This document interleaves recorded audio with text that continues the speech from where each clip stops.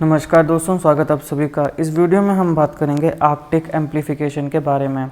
लेकिन Arctic amplification से पहले आपको पता होना चाहिए कि आर्कटिक क्या होता है। तो देखिए दोस्तों, आर्कटिक रीजन जो है, ये आर्कटिक रीजन या इसको आर्कटिक भी कहते हैं, ये एक जोग्राफिकल रीजन है जो कि हमारे नॉर्थ पोल में मिलता है। तो ये है हमारा नॉर्थ पोल। तो यहाँ का जो जोग्राफिकल रीजन है उसको हम आर्कटिक रीजन या आर्कटिक्स कहते हैं।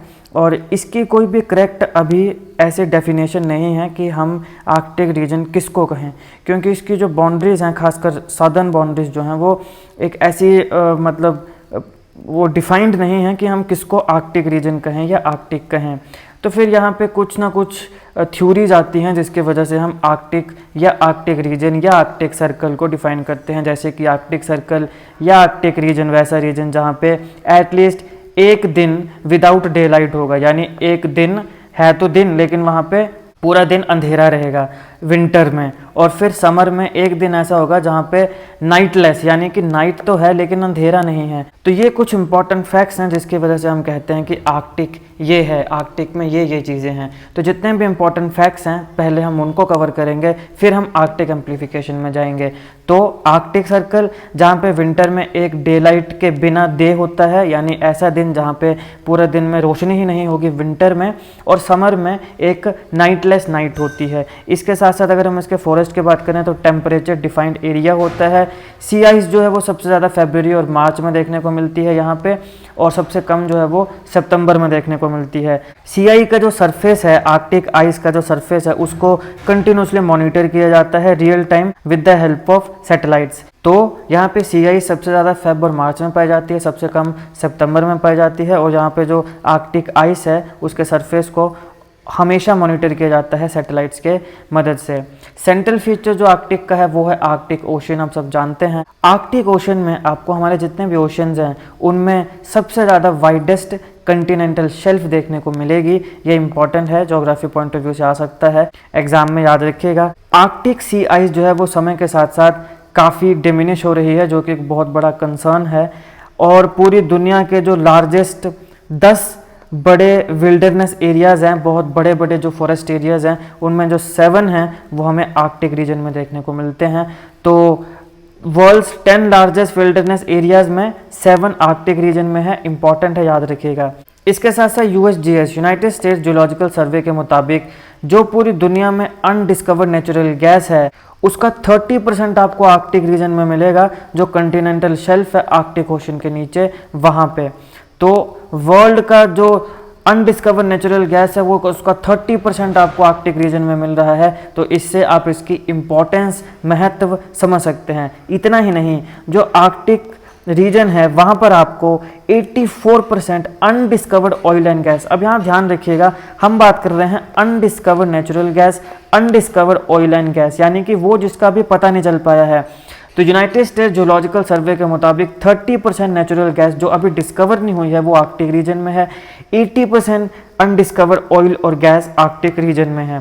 तो अब बात करते हैं आर्कटिक एम्प्लीफिकेशन होती क्या है। सबसे पहले कि ये आज के समय में खबरों में आई क्यों, देखिए फिनिश मीटरोलॉजिकल इंस्टीट्यूट ने एक स्टडी को पब्लिश किया जहाँ पे ये कंक्लूड किया गया, कहा गया, क्लेम किया गया, दावा किया गया कि Arctic is heating 4 times faster than the rest of the planet. पूरा का पूरा प्लैनेट जो है उसके कंपैरिजन में जो हमारा आर्कटिक है वो 4 टाइम्स, 4 गुना ज़्यादा तेज़ी से हीट हो रहा है, और ये बहुत बड़ा कंसर्न है। इस आर्कटिक एम्प्लीफिकेशन का सबसे ज़्यादा जो साइड इफ़ेक्ट्स हैं वो बैरेंस सी में देखने को मिल रहे हैं। रशिया के नॉर्थ और नॉर्वे के बीच में पाई जाने वाली बैरेंस सी बाकियों के कंपैरिजन में, पूरे ग्लोबल एवरेज के कंपैरिजन में 7 टाइम्स, 7 गुना ज़्यादा जो है वो वार्म कर रही है, गर्म हो रही है, जो कि एक बहुत बड़ा कंसर्न है। तो बैरेंस सी के ऊपर सबसे ज़्यादा जो साइड इफ़ेक्ट्स हैं आर्कटिक एम्प्लीफिकेशन के वो हमें अभी देखने को मिल रहे हैं। इसके साथ साथ ग्लोबल वार्मिंग जो है उसने लॉन्ग टर्म हीटिंग करी है अर्थ सरफेस की, ये सब जानते हैं। और ग्लोबल वार्मिंग की वजह से ये जो हमारा एवरेज टेम्परेचर प्लैनेट का इंक्रीज़ हो रहा है इसमें और ज़्यादा बढ़ोतरी करते हैं एंथ्रोपोजेनिक फोर्सेस और ह्यूमन एक्टिविटीज़। एक आंकड़े के मुताबिक प्री इंडस्ट्रियल ईरा, जो इंडस्ट्रीज़ के पहले का जो समय था, उससे अगर आज का कंपैरिजन किया जाए तो 1.1 डिग्री सेल्सियस तक का इंक्रीज़ एवरेज ग्लोबल टेम्परेचर में हमें देखने को मिला है ड्यू टू ग्लोबल वार्मिंग, जो कि एक्सपेडाइट होती हैं, बढ़ती हैं एंथ्रोपोजेनिक फोर्सेस और ह्यूमन एक्टिविटीज़ की वजह से। अब देखिए ये जो ग्लोबल वार्मिंग है इसका तो वैसे असर हमें पूरे के पूरे प्लैनेट में ही देखने को मिलता है, लेकिन नॉर्थ पोल और साउथ पोल में कुछ ज़्यादा ही असर हमें देखने को मिल रहा है, क्योंकि ये बहुत ज़्यादा हमें वार्मिंग यहाँ पर होती हुई देखने को मिल रही है। यही एक कारण ओजोन होल का भी है। हमने ऑलरेडी ओजोन होल को कवर किया है, ओजोन होल और उसके जितने भी रीजन्स हैं और क्या उसके रिपरकशंस होने वाले ही हैं, कौन सी साइंटिफिक स्टडी क्या बोलती है, उसको भी ज़रूर देखिएगा। लिंक मैं आपको डिस्क्रिप्शन में दे दूँगा, काफ़ी इंपॉर्टेंट है हर एग्ज़ाम के लिए। तो ये जो ग्लोबल वार्मिंग का सबसे ज़्यादा असर हमें पोल्स में देखने को मिल रहा है, इसको हम कहते हैं पोलर एम्प्लीफिकेशन। क्या कहते हैं? Polar amplification. लेकिन दोनों पोल्स के कंपैरिजन में भी सबसे ज़्यादा अगर असर हमें देखने को मिलता है तो वो हमें नॉर्थ में देखने को मिल रहा है, जिसको हम कहते हैं आर्कटिक रीजन। तो आर्कटिक रीजन में कुछ ज़्यादा ही असर हमें देखने को मिल रहा है, तो उस असर को हम कहते हैं आर्कटिक एम्प्लीफिकेशन आसान भाषा में। तो जो भी ग्लोबल वार्मिंग की वजह से जितने भी चेंजेस और बहुत ड्रामेटिक चेंजेस आर्कटिक रीजन में आ रहे हैं, वो क्या बने? वो बने आर्कटिक एम्प्लीफिकेशन आसान भाषा में। अब काफ़ी ग्लोबल वार्मिंग ड्रिवन कॉजेज हैं इसके, लेकिन जो प्राइमरी कॉज है वो है ice albedo feedback, lapse rate feedback, water vapour feedback और ओशन हीट ट्रांसपोर्ट। इन सारों को मैंने एक अलग वीडियो में कवर किया है एक एक करके, आप चाहें तो देख सकते हैं, लिंक आपको डिस्क्रिप्शन में मिल जाएंगे। अब देखो, जैसे ही आइस मेल्ट करती है, जो आर्कटिक ओशन है वो और ज़्यादा कैपेबल हो जाता है सोलर रेडिएशंस को एब्जॉर्ब करने में। तो इसकी वजह से भी एम्प्लीफिकेशन जो है वो बहुत बढ़ जाती है, क्योंकि आर्कटिक ओशन के ऊपर से सी मेल्ट हुई तो वो ज़्यादा सोलर रेडिएशन को एब्जॉर्ब करेगा, और जितना ज़्यादा सोलर रेडिएशन को एब्जॉर्ब करेगा उतना ज़्यादा टेम्परेचर इंक्रीज होता हुआ हमें देखने को मिलेगा। तो आर्कटिक ओशन जो है उसके ऊपर से जैसे ही सी मेल्ट होगी तो वो ऑब्जॉर्ब ज़्यादा करेगा, और ये भी क्या बनता है? कॉज बनता है एम्प्लीफिकेशन का।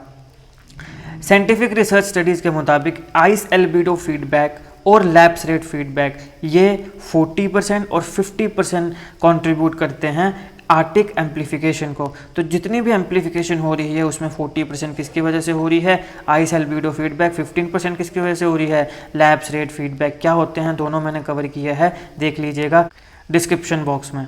अब हम बात करते हैं कि अच्छा इंडिया के लिए इसका क्या कंसर्न है, क्या हमें कुछ हो सकता है? क्योंकि हमने देखा कि आर्कटिक तो कहाँ दूर जाकर है, लेकिन इसका असर भी इंडिया के ऊपर होगा। देखिए दोस्तों, काफ़ी स्टडीज़ ने ये पाया है कि ये जो सी आइस रिड्यूस हो रही है बेरेंट कारा सी रीजन की, इसकी वजह से हमारे भारत में एक्सट्रीम रेनफॉल हो रहे हैं, खासकर जो लेटर हाफ होता है मॉनसून का, सितंबर और अक्टूबर। एक्सट्रीम रेनफॉल में हम दो चीज़ें देखते हैं, एक होता है क्लाउड बस्ट, एक होता है आपके पास फ्लैश फ्लड्स। तो मैंने आपको यहाँ पे 3 मुख्य वीडियोस बताई हैं, ओजोन डिप्लीशन, क्लाउड बस्ट और जो आपके पास है फ्लैश फ्लड्स। इन तीनों पे मैंने डेडिकेटेड वीडियोस बनाई हैं, जहाँ पे मैंने एनिमेशन के माध्यम से आपको सिखाया है। इन वीडियोस को जरूर देखिएगा, लिंक मैं आपको डिस्क्रिप्शन में दे दूँगा, और बाकी जो मैंने इफ़ेक्ट्स बताए हैं, आइस एल्बिडो इफेक्ट, वो सब भी मिल जाएंगे, चेक करिएगा।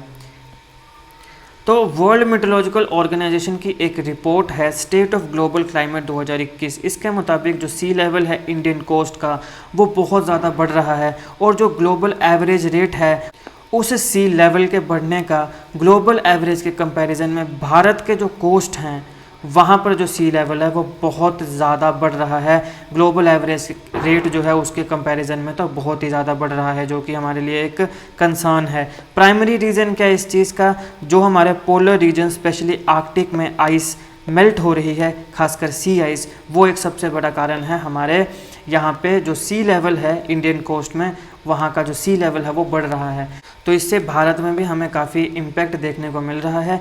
तो ये था दोस्तों आर्कटिक एम्प्लीफिकेशन। जितनी मैंने वीडियोस बताई उन सारों के लिंक आपको डिस्क्रिप्शन में मिल जाएंगे, चाहें तो देख लीजिएगा। अगर आपको वीडियो अच्छी लगे तो लाइक करिएगा, शेयर करिएगा। ऐसे जी के वीडियोज़ के लिए हमारा चैनल सब्सक्राइब करिएगा। Thank you for watching.